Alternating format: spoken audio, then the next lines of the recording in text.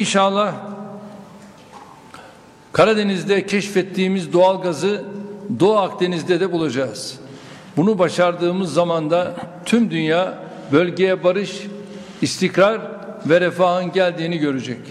Her zaman söylüyoruz.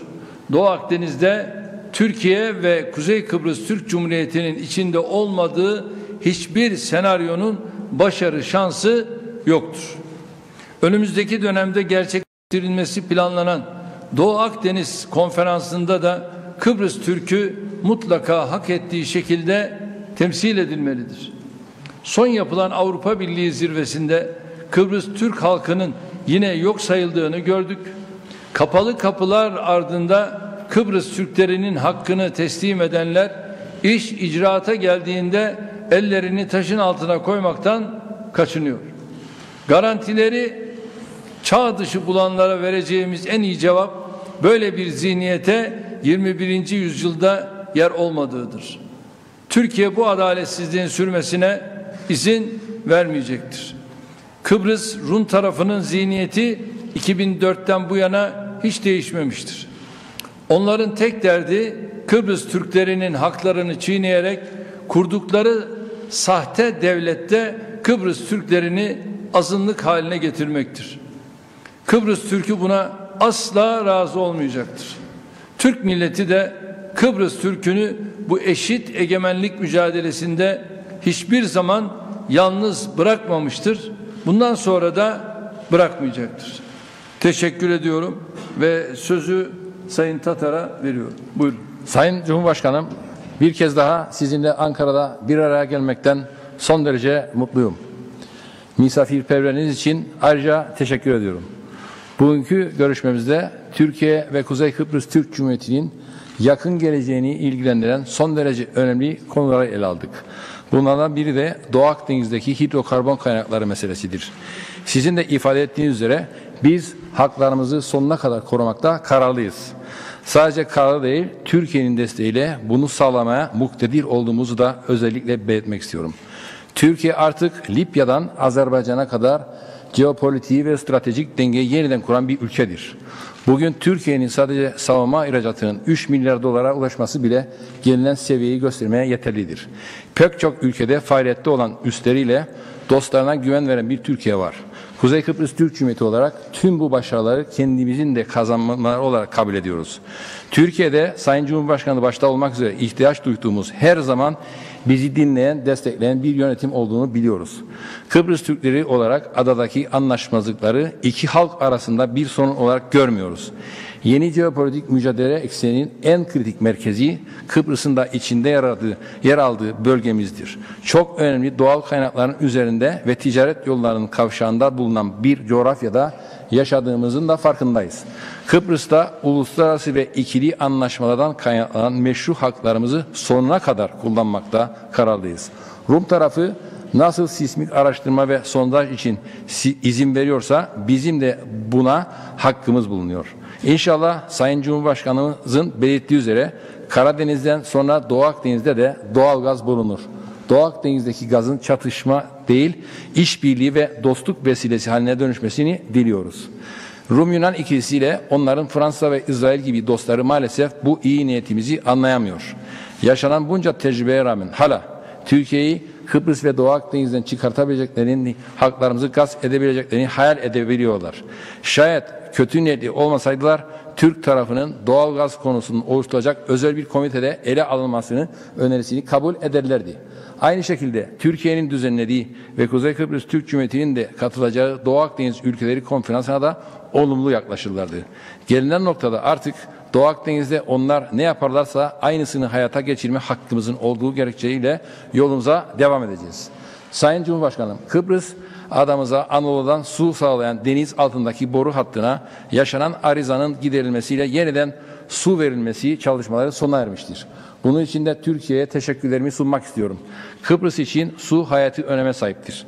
Ada ülkesi olmamız sebebiyle sınırlı olan su kaynaklarımızı artırma imkanımız bulunmuyor.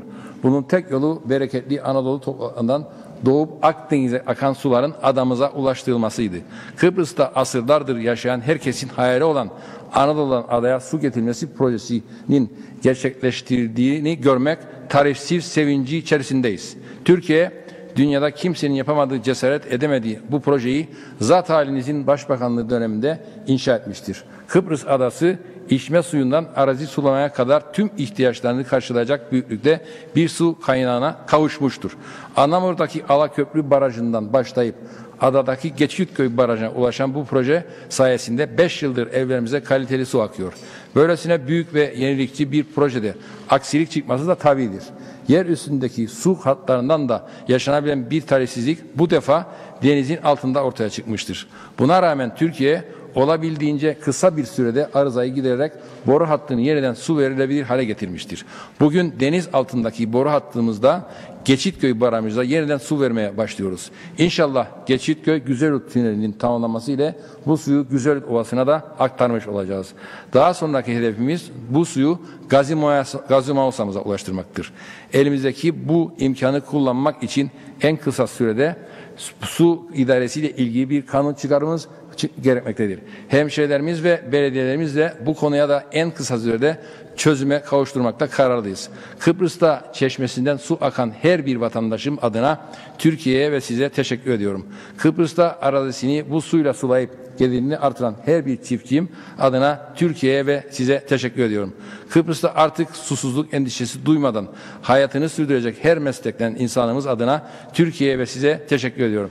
İnşallah içme suyu hatları ve sulama kanallarıyla ilgili projeleri de hızla hayata geçirerek bu bereketli Kıbrıs topraklarının her bir karışına yayacağımız Türkiye ile Kıbrıs Türkleri arasında fitne sokmaya çalışanlara verilecek en güzel cevap işte bunun gibi projelerdir.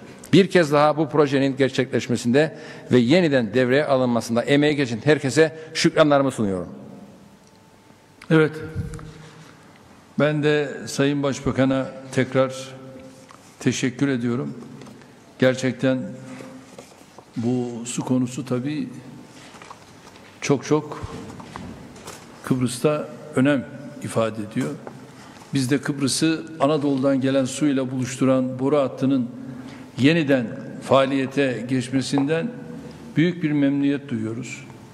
Bir ada ülkesi olması sebebiyle Kıbrıs'ta içme, kullanma ve sulama suyu meselesi her dönemde gündemde önemli bir yer tutmuştur. Ancak ana kıtadan adaya su getirilmesi gerçekten çok zor ve büyük bir proje olduğu için bir türlü hayata geçirilememiştir.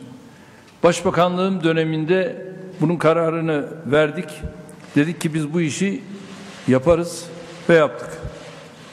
Ve şimdi de tabii ki bir sıkıntı yaşandı. Bu sıkıntı döneminde de tekrar tamiratı yapıldı. Kolay değil. Deniz, dalgalı deniz ve böyle bir yerde siz denizin altında çalışma yürütüyorsunuz ve bu borularla ilgili tamiratı, tadilatı her şeyi yapıp ve kısa sürede de bunun tamiratını bitirip yeniden Kıbrıs'a, Kuzey Kıbrıs'a suyu verelim dedik ve hamdolsun yoğun bir çalışmayla özellikle Kalyon gruba tabii teşekkür ediyoruz. Yılmadılar, durmadılar ve bu işi götürdüler. Hazırlanan planlar ve projeler hep arşivlerin tozlu raflarında kalmaya mahkum edilmiştir.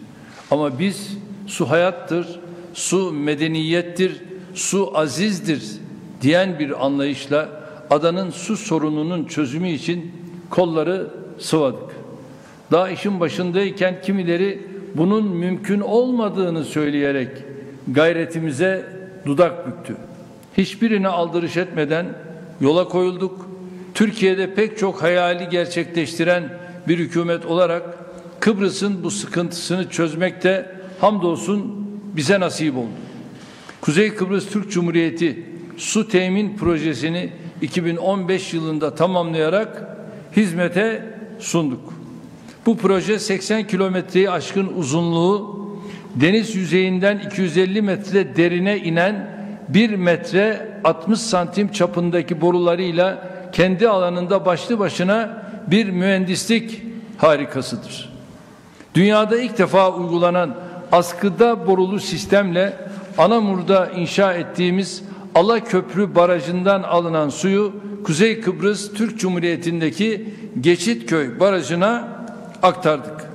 Böylece Anadolu topraklarından doğup Akdeniz'e dökülen Dragon çayının yıllık 75 milyon metreküplük suyunu Kıbrıs adasındaki kardeşlerimizin istifadesine sunmuş olduk. Bu suyun toprakla ve şehirlerimizle buluşup berekete dönüşmesi için adada 529 kilometre uzunluğunda ana dağıtım hattı kuruldu. Anamur'dan Girne'ye uzanan bu projeyi ekonomik değerlerinin ötesinde barış, refah ve huzur içinde aydınlık bir gelecek tasavvuru olarak görüyorum. Dünyada eşi benzeri olmayan bu projenin deniz geçişi ishali hattında yılın ilk haftasında beklenmeyen bir arıza meydana gelmişti. Tüm teknik zorluklarına rağmen 108 gün gibi kısa bir sürede deniz altındaki arıza giderildi.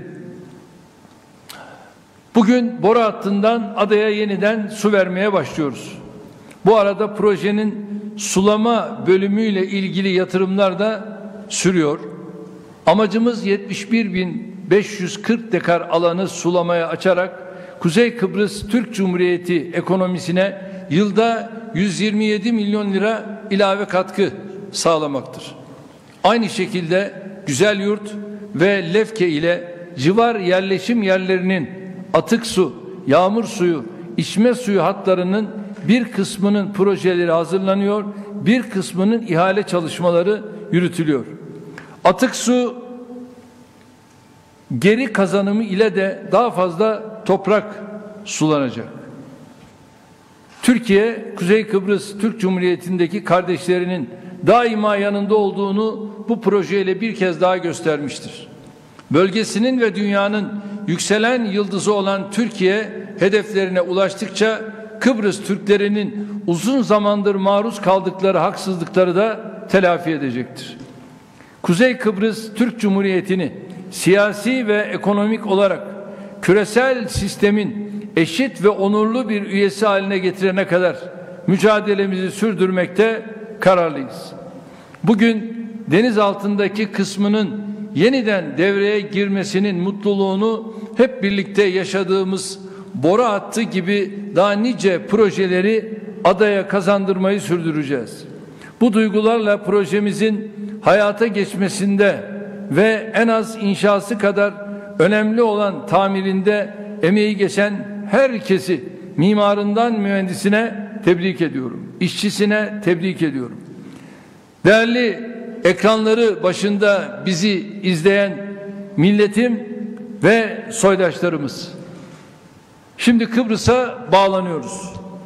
Kuzey Kıbrıs Türk Cumhuriyeti Tarım Bakanı Sayın Dursun Oğuz ile Türkiye Cumhuriyeti Tarım ve Orman Bakanı Bekir Pakdemirli ve bunun yanında yüklenici firmanın sahipleri de şu anda aynı şekilde onlar da bölgedeler ve gerek Sayın Kalyoncu gerek oğlu Mehmet Kalyoncu onlar da oradalar ve ilk sözü evet şu anda Sayın Bakdemirli şu anda buyurun size veriyoruz. Buyurun size veriyoruz. Saygıdeğer Cumhurbaşkanım, Sayın Kuzey Kıbrıs Türk Cumhuriyeti Başbakanı, değerli konuklar, sizleri kadim yurdumuz, kardeş diyarımız Kuzey Kıbrıs Türk Cumhuriyeti'nden saygıyla, muhabbetle selamlıyorum. Kıbrıs Türk Cumhuriyeti Su Temin Projesi'nin yeniden işletmeye alınmasına hepiniz hoş geldiniz. Sayın Cumhurbaşkanım, pek çok kesim tarafından imkansız görünen, olmaz, yapılmaz denilen su temin projesi, zat-ı devletlerinizin himayelerinde toplam 3 milyar lira yatırımla hizmete alındı. Böylece dünyada eşi ve benzeri olmayan rüyada gerçeğe dönüşmüş oldu. Kıbrıs Türk Cumhuriyeti Su Temin Projesi, askılı boru sistemiyle deniz geçilerek su aktarılan dünyadaki tek projedir. Şöyle ki ana vatandan yavru vatana uzattığımız deniz geçişi ishale hattı deniz yüzeyinden 250 metre derinlikte, yani 85 katlı bina yüksekliğinde askılarda tutulan deniz tabanına halatlar ve beton ağırlık kütleleriyle bağlanan 80 kilometrelik bir hattır. Bu hat Akdeniz geçilerek Kıbrıs'ımıza ulaşmaktadır. Dünyada örneği olmayan bu hattan geçen suyun yarısını içme, kullanma, yarısını da sulama suyu olarak Kıbrıslı kardeşlerimize sunuyoruz. Sayın Cumhurbaşkanım, 200 bin metreküp gün kapasiteli Kuzey Kıbrıs Türk Cumhuriyeti içme suyu arıtma tesisi zat hallerinizin himmetleriyle 2016 tarihinden itibaren işletmeye açılmıştır. Arıtma tesisi ve toplam 529 kilometre, yani Ankara-Mersin arası mesafeden daha uzun içme suyu dağıtım hatları ile kayıp kaçak oranı %1'den daha az olan dünya standartlarının üzerinde bir sistem olarak kurulmuştur. Türkiye'den gelen bu suyu belediye meclis kararı ile Kuzey Kıbrıs Türk Cumhuriyeti Tarım ve Doğal Kaynaklar Bakanlığı ile abonelik sözleşmesi imzalayan 28 belediye kullanmaktadır. Bu sayede toplam 300 bin kişiye içme ve kullanma suyu temin edilmiştir. Bugüne kadar KKTC'deki içme suyu depolarına toplam 103,4 milyon metreküp su verilmiştir. Tabi Kuzey Kıbrıs Türk Cumhuriyeti'nde hizmete aldığımız içme suyu projesinin yanında sulama projemiz de devam etmektedir. Zaten de söylediği gibi 72 bin dekar alan, yani 35 bin futbol sahası büyüklüğünde alan sulanabilecek. Böylece ürün çeşitliliği ve verimliliği artacak. Kuzey Kıbrıs Türk Cumhuriyeti ekonomisine yıllık 127 milyon gelir artışı sağlanacaktır. Sulama inşaatının tamamlanmasıyla da yaklaşık 18 bin kişiye iş imkanı sağlanacaktır.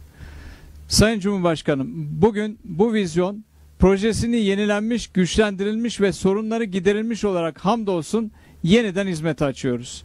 Bilindiği gibi deniz geçişi ishale hattında Ocak ayının ilk haftasında bir arıza oluşmuştu. Hızlı bir şekilde teknik ve operasyonel çalışmaları başlattık. Çıkan bu arızayı sistemi iyileştirmek ve mükemmelleştirmek için bir fırsat bildik. Haziran ayında durum tespiti çalışmalarını yapacak gemiyle çalışmaları başlattık. Yoğun çalışmalarımızla Eylül ayın sonuna kalınmadan hattın işletmeye alınmasını hedeflemiştik. Ancak dünya kamuoyuna da Akdeniz fırtınası olarak yansıyan olumsuz hava şartları ile Antalya açıklarında meydana gelen ve bölgeyi etkisi altına alan hortum, yüksek dalga boyu hareketliliği ve şiddetli rüzgar Kuzey Kıbrıs Türk Cumhuriyeti'ne su ileten borulardaki arızayı gidermeye yönelik çalışmaları ciddi manada etkilemiştir. Fakat hamdolsun bugün asrın projesi olan bu dev projenin tüm borularının montaj işlemleri karşılaşılan bütün zorluklara rağmen kararlılıkla çalışılarak bitirilmiştir. Hava şartlarında kara şartlarında küçük bir bent veya gölet gibi bir su yapısı en az 5-6 ayda yapılabilirken Türk mühendislerinin azmi ve çalışkanlığı sayesinde bu mega proje deniz şartlarında ve her türlü zorluğa rağmen fiilen 3,5 ay gibi kısa bir sürede tamamlanmıştır. Bu projede 6 ana operasyon gemisi, 4 römorkör, 4 destek gemisi olmak üzere toplam 14 gemi ve 325 personel ile yürütülmüştür. Çalışmanın zorlu şartlarını tanımlayacak olursak, deniz üzerinde yapılan zorlu çalışmaların yanında deniz altında insansız robotlarla yapılan işlemler bir nevi ay yürüyüşlerine benzetilebilir. Bu proje kullanılan malzeme itibariyle yerlilik oranı en yüksek projelerden bir tanesidir. Tüm hattı besleyen ve deniz geçişini sağlayan boruların tamamı yerli imalattır. Bu sayede projede maliyet tasarrufu da sağlanmıştır. Yenileştirme ve güçlendirme kapsamında toplam 520 milyon lira bütçe ayrıldı. Dün olduğu gibi bugün de yarın da Kuzey Kıbrıs Türk Cumhuriyeti için sizin önderliğinizle yatırımlarımız devam edecektir. Ve hamdolsun bu meşakkatli çalışmanın sonucunda Anadolu'nun bereketli suları tekrar Kuzey Kıbrıs Türk Cumhuriyeti'ne akmaya hazır hale gelmiştir. İnancımız odur ki Anadolu'nun bu feyizli suları kardeşliğimizi, birliğimizi beslemeye devam edecektir. Sayın Cumhurbaşkanım, malum olduğu üzere bu eşi benzeri olmayan defalarca rafa kalkan proje milletimizin kadim hasreti, zatı devletlerinizin büyük bir eseridir. Bu ishalatı da Türkiye Cumhuriyeti ve Kuzey Kıbrıs Türk Cumhuriyeti'nin kopmaz bağlarının yeni ve güçlü bir kolu, yeni bir atar damarıdır artık. Bu vesileyle aziz milletimiz adına zat hallerinize en derin şükranlarımı sunuyorum. Sayın Kuzey Kıbrıs Türk Cumhuriyeti Başkanı'na ve kabinesine projeye verdiği destekten ötürü teşekkür ediyorum. Bu vesileyle emeği geçen herkesin eline, emeğine sağlık diyorum. 783 bin kilometre karelik vatan coğrafyamızdan 3350 kilometre karelik gönül coğrafyamıza uzattığımız Kuzey Kıbrıs Türk Cumhuriyeti Su Temin Projesi'nin hayırlı olmasını diliyorum. Saygılarımı sunuyor. Açılış konusunda talimatlarınızı bekliyorum efendim. Arz ederim. Evet, biz de çok teşekkür ediyoruz. Şimdi de yüklenici firmanın başkanı burada ara konuşma olarak Cemal Kalyoncu Bey'e sözü verelim. Ardından Kuzey Kıbrıs Türk Cumhuriyeti Tarım ve Doğal Kaynaklar Bakanı'na sözü vereceğim. Cemal Bey buyurun. Bakanı'na sözü vereceğim. Cemal Bey buyurun. Saygıdeğer Cumhurbaşkanım, kıymetli Kıbrıs Başbakanım, Geçitköy Barajı'ndan sizleri saygıyla, hürmetle selamlıyorum. 5 yıl önce hizmete açılan Kuzey Kıbrıs Su Temini Projesi 108 gün gibi bir sürede aralıksız gece gündüz çalışarak 14 gemi, 400'e yakın çalışanımızla birlikte hummalı bir şekilde çalışarak elhamdülillah bugün bitirerek Kıbrıs'a suyu ulaştırdık. Talimatınızla inşallah birazdan su baraja akmış olacaktır. Biraz evvel sizin dediğiniz gibi su hayattır, su medeniyettir. Sizin vizyon ve talimatınızla mavi vatanda aynı geleceği paylaştığımız Kuzey Kıbrıs yeniden Türkiye'den gelen suya kavuşacaktır. Pandemi döneminde bize şunu hatırlattı Sayın Cumhurbaşkanım. Su ve temizliğin ne kadar önemli olduğunu. Tekrar bu su Kıbrıs'a kavuşacak. Kıbrıs yeniden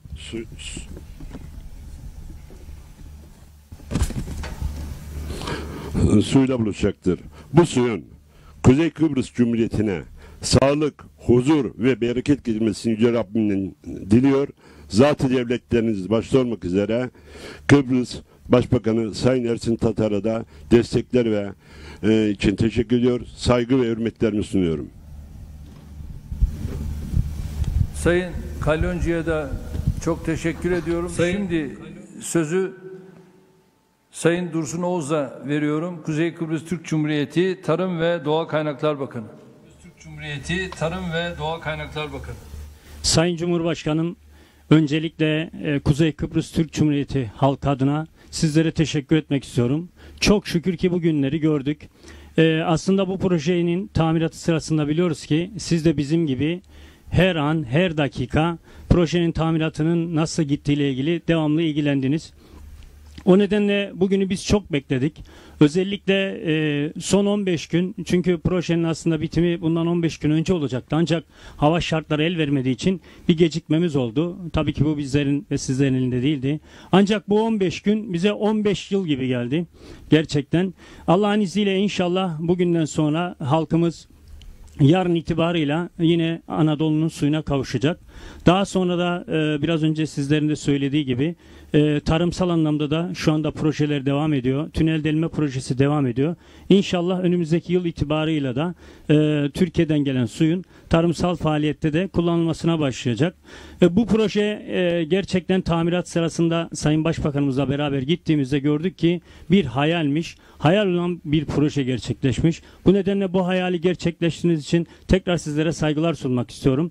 Tekrar ülkemize hayırlı olsun.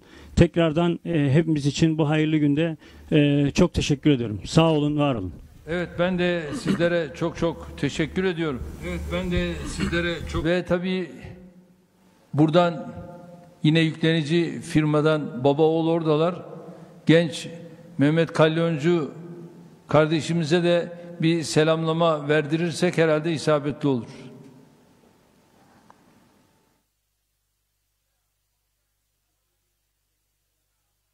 Her zamanki gibi gençlere ne kadar kıymet ve önem verdiğinizi yine görmüş bulunduk. Sayın Kuzey Kıbrıs Türk Cumhuriyeti Başbakanı'nı da saygılarımla selamlıyorum. Ben ancak şunu söyleyebilirim Sayın Cumhurbaşkanım. Biz Türkiye'nin gençleri olarak ve genç iş insanları olarak ülkemizin bir kalkınma hamlesinde bulunduğu bir dönemde gençliğimizi geçirdiğimiz için çok şanslı olduğumuzu düşünüyorum. Bize her sabah heyecanlı uyanıp daha üretici ve daha çalışkan olarak ülkemize katkı sağlamayı, ülkemizin bize verdiği imkanları Türkiye'miz başta olmak üzere ve artık geldiğimiz bugün de dünyanın birçok noktasına hem ekonomik ve altyapı anlamında hem de insani yardım anlamında Türkiye gençleri olarak bu imkanlarla fayda sağlamayı sağladığınız için böyle bir Türkiye'de bugün gençliğimizi geçirdiğimiz ve iş dünyasında çalıştığımız için size teşekkür ediyorum, saygılarımı sunuyorum. Sağ olun, sağ olun.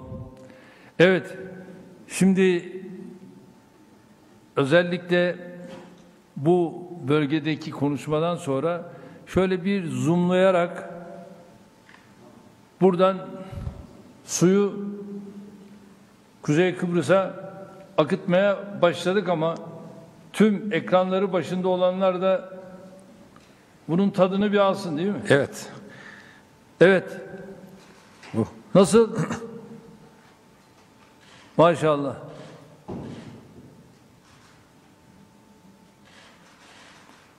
Hayırlısı olsun. Yani. Devam edelim biraz şöyle.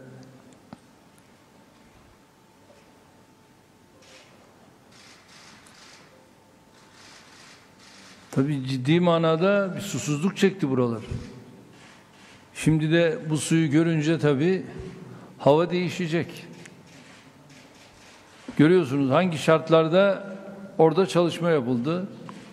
Şimdi Alaköprü'den Kuzey Kıbrıs'a kolay değil. Dünyada bir ilk, efendim, dünyada Evet. bir ilk asrın projesi.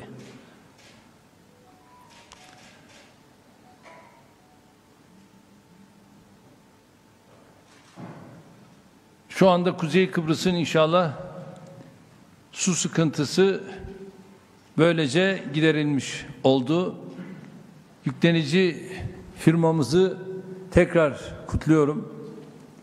Tebrik ediyorum. Ve Kuzey Kıbrıslı soydaşlarımız için de hayırlı olsun diyorum.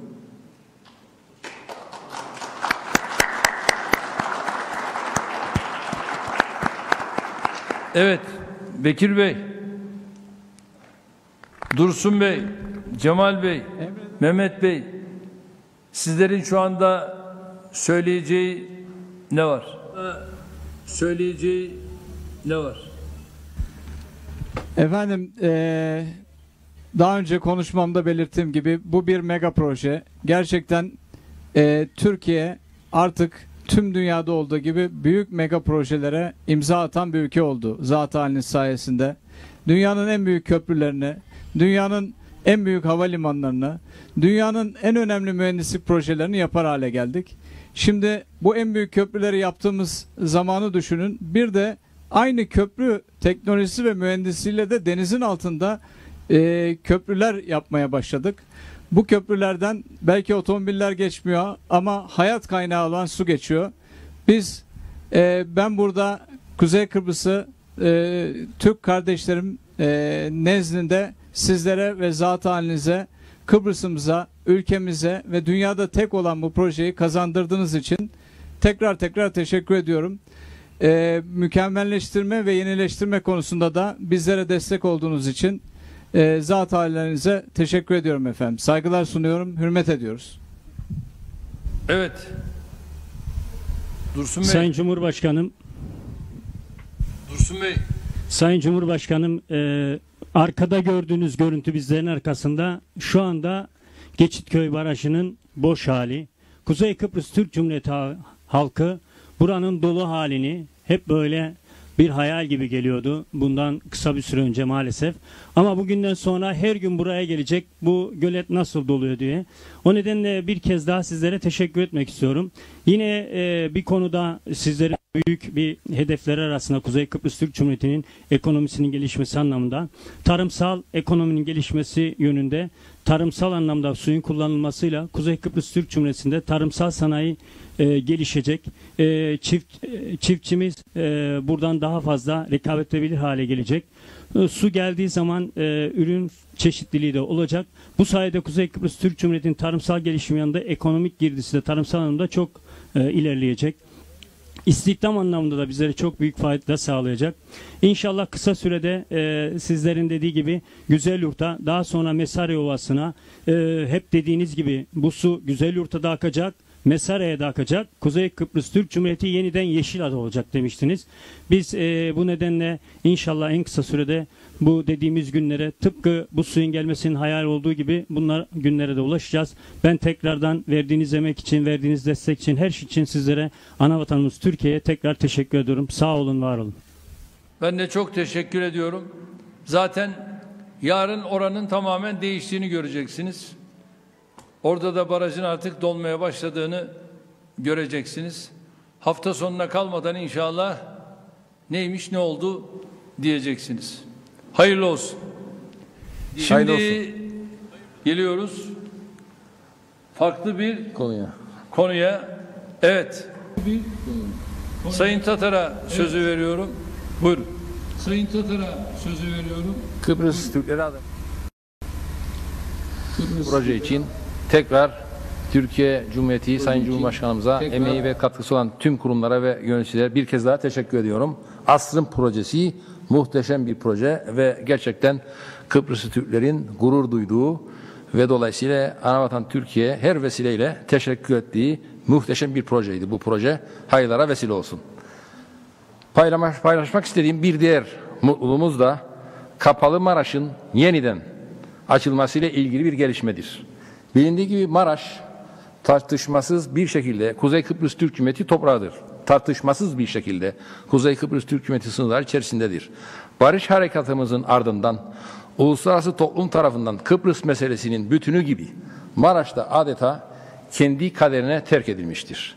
Geçmişte 1980'li yıllarda, 1990'lı yıllarda bu konu defalarca masaya getirilmiş olmasına rağmen maalesef Rum kesiminin karşı çıkması sebebiyle neticeye kavuşturulamamıştır. Özellikle 1994 yılındaki güven artırıcı önlemler paketi ve 2004 yılındaki anlam planı bu konuda çok önemli fırsatlardı. Ancak Rum tarafı barış ve refahı hiçbir zaman tüm süreçlerde olduğu gibi yine bu planı da çökertmişti. Bu çözümsüzlük dayatmasını artık kabul edemiyoruz. Biz 2019 yılında hükümete geldiğimizde hükümet ortağım ve aynı zamanda Dışişleri Bakanı Kudret Özarsay'la birlikte halkımıza verdiğimiz sözlerden biri de Maraş'ın tekrar açılmasıydı. Hamdolsun hazırladığımız yol haritası doğrultusunda çalışmalarımızı bir aşamaya getirdik ve ilk somut adımı atıyoruz.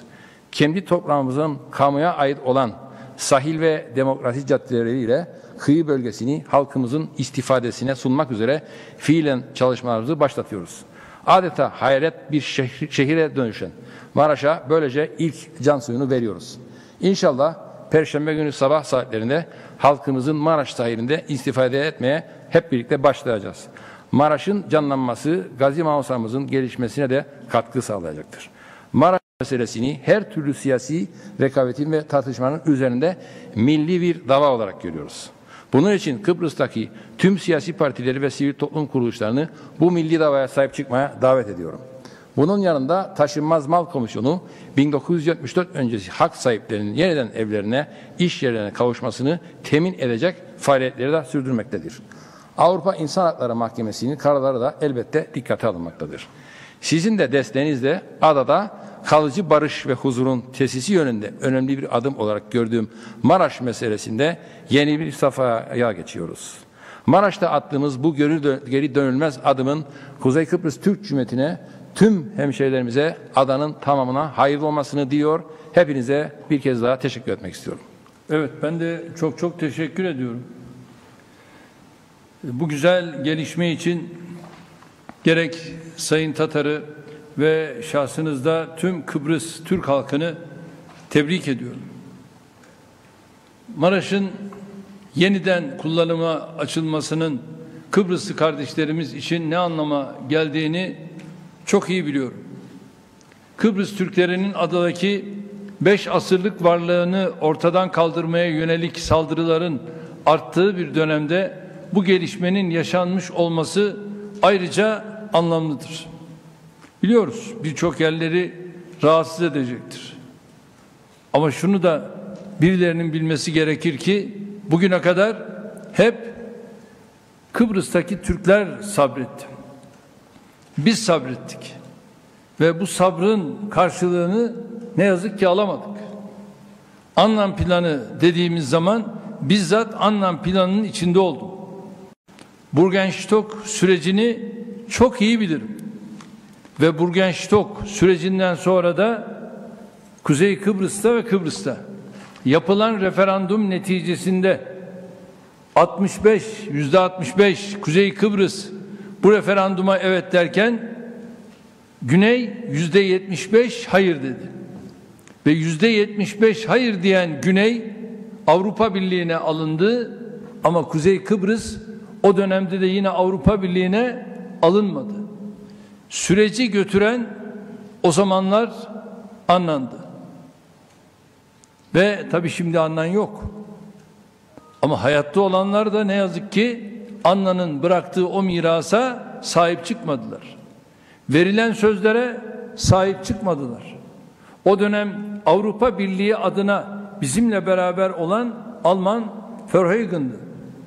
Ve o ülkemizde birçok üniversitelerde bunun konferansını da geldi verdi.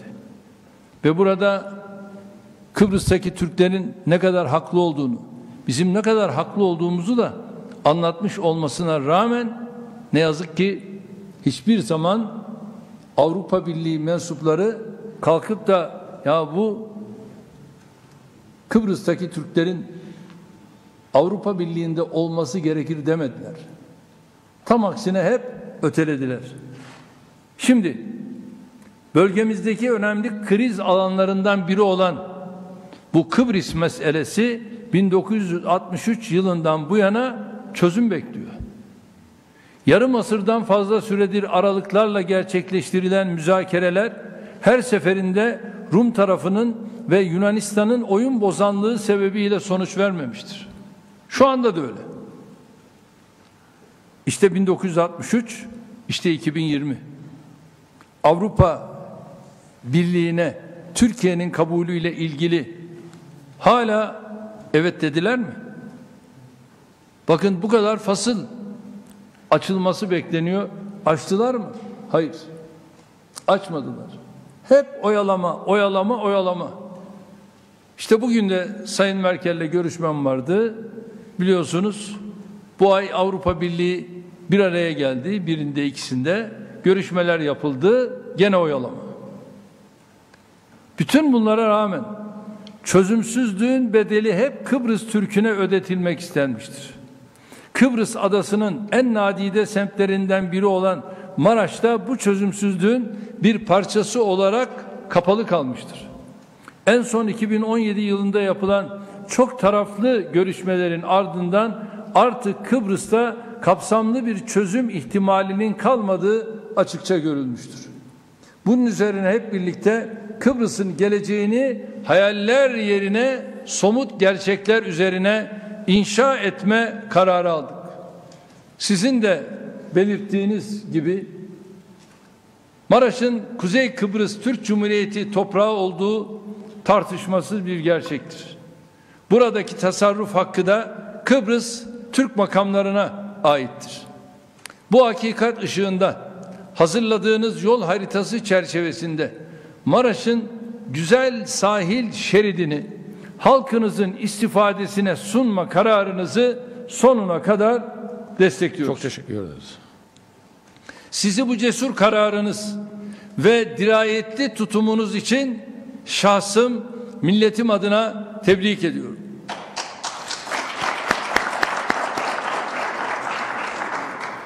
Bir zamanlar tüm Doğu Akdeniz'in en gözde tatil beldesi olan Maraş'ın yeniden eski güzel günlerine döneceğine inanıyorum. İlk adım olarak Kıbrıs Türk halkının Perşembe sabahından itibaren Maraş'ın sahil şeridinden faydalanmak üzere kapalı bölgeye girebilecek olmasından memnuniyet duyuyoruz. Kullanıma açılan bölgede hiçbir özel mülk bulunmaması sebebiyle herhangi bir mağduriyete yol açılmayacağı için karşı tarafın itirazları şimdiden boşa çıkmıştır. Mülkiyet haklarına saygı gösterilerek yürütülen çalışmaların bir an önce sonuçlandırılarak Maraş'ın bütünüyle kullanıma açılmasını temenni ediyoruz. Bu konuda Kuzey Kıbrıs Türk Cumhuriyeti makamlarına her türlü desteği vermeye hazırız. Maraş bölgenin gözde bir turizm merkezi haline dönüşmesi tek başına özellikle Kuzey Kıbrıs Türk Cumhuriyeti ekonomisini şaha kaldıracak bir fırsattır.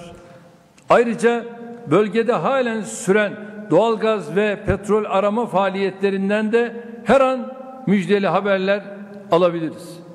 Su boru hattıyla birlikte değerlendirdiğimizde enerji, tarım ve turizm sektörlerinden sağlanan gelirlerin önümüzdeki dönemde katlanarak artacağını söyleyebiliriz. Kuzey Kıbrıs Türk Cumhuriyeti büyüdükçe, zenginleştikçe, güçlendikçe kendisine uygulanan ambargo zincirleri de birer birer kırılmaya başlayacaktır. Türkiye'nin siyasi, diplomatik ve askeri gücünün de desteğiyle Kıbrıs'ta artık eskilerin zor oyunu bozar dediği yere doğru gidiyoruz. Başbakan Sayın Tatar'ın tüm bu konularda ortaya koyduğu güçlü irade, Kıbrıs Türklerinin aydınlık ve müreffeh geleceği için önemli bir fırsattır.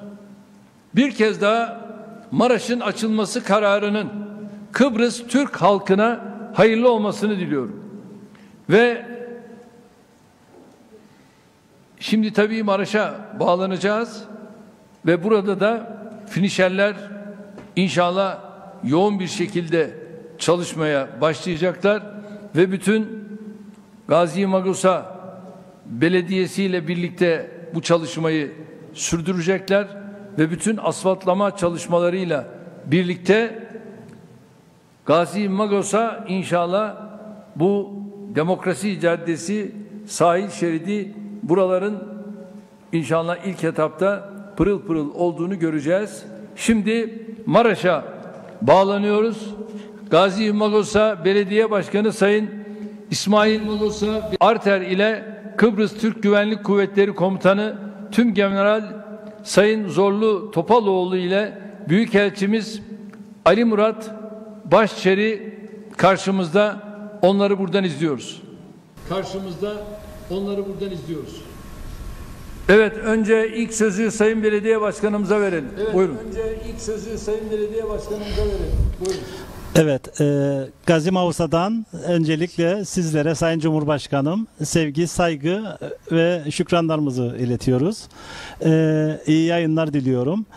6 Ekim 2020 çok önemli bir gün olarak tarihe geçecek. Bunun heyecanını yaşıyoruz. Bir yıldan beridir yapılan çalışmalar neticesinde bugüne geldik. 46 yıldan beri kapalı bir şehirle yan yana yaşamanın ne kadar zor olduğunu bizler biliyoruz. Şehrimizin açık kısmını ne kadar bayındır hale getirmek için çalışırsak çalışalım, yan tarafımızda ölü bir şehirle yan yana yaşamanın zorlukları malumunuzdur. Herkes bunu biliyor. Çok zorluklar çektik. Dolayısıyla bugün bu karardan sonra zaten yıllar itibarıyla şehrin temizliği, altyapısıyla ilgili çalışmalarımız vardı. Bundan sonra da daha yoğun bir şekilde bütün ekiplerimizle bölgede belediye hizmetleri vereceğimizi mutlulukla söyleyebiliyorum. Tekrardan destekleriniz için teşekkür ediyorum. Sağ olun. Evet, ben de çok teşekkür ediyorum. Ve ikinci sözü de Ali Murat Başçeri, Lefkoşa Büyükelçimiz.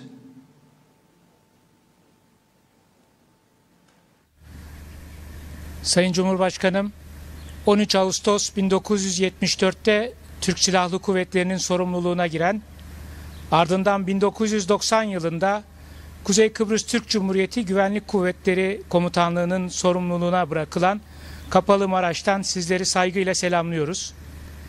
Demokrasi ve Kennedy caddelerinin ve sahil şeridinin yeniden insanlığın kullanımına açılması için talimatlarınızı büyük bir heyecanla bekliyoruz. Gereken hazırlıkları yapmak için tüm arkadaşlarımız büyük bir heyecanla talimatlarınızı bekliyor Sayın Cumhurbaşkanım. Çok teşekkür ediyorum. Şimdi son sözü Tüm General Zorlu Topaloğlu. Evet paşam buyurun. Evet paşam buyurun. Tüm General Zorlu Topaloğlu, Güvenlik Kuvvetleri Komutanı, Sayın Cumhurbaşkanım, direktifleriniz çerçevesinde Kapalı Maraş bölgesinde hazırlıklarımıza başlıyoruz ve Perşembe sabahı halkımızın hizmetine sunacağız. Arz ederim. Evet, şöyle araçları bir görelim ekran başında izleyenler, oradaki tüm finişerler, kamyonlar hepsini şöyle bir görelim. Kamyonlar hepsini şöyle bir görelim. Dolaşalım şöyle biraz. Dolaşalım şöyle biraz.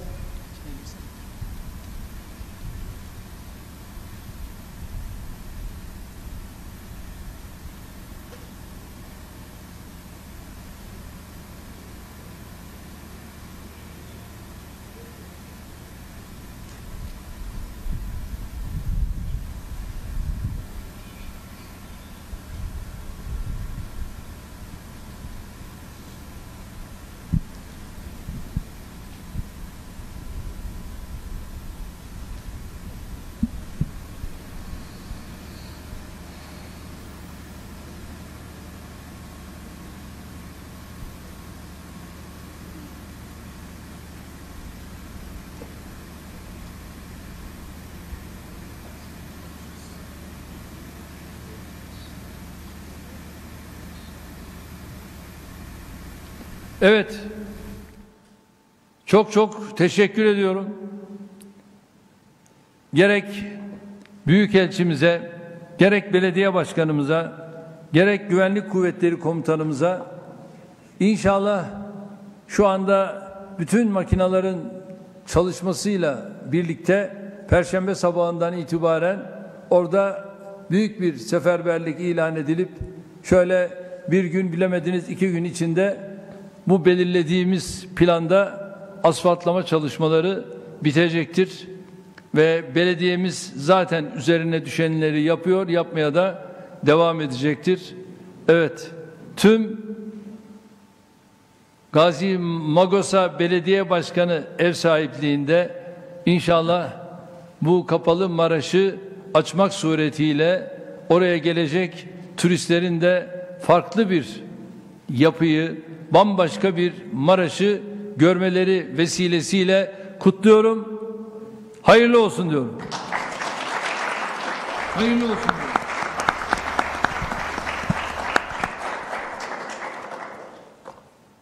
Evet, Çok teşekkür ederim Sayın Cumhurbaşkanım. Çok sağ olun.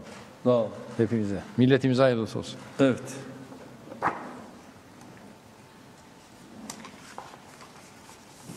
Efendim, Türkiye Cumhuriyeti Cumhurbaşkanımız Sayın Recep Tayyip Erdoğan'a ve Kuzey Kıbrıs Türk Cumhuriyeti Başbakanı Sayın Ersin Tatar'a konuşmalarından dolayı teşekkürlerimizi arz ediyoruz.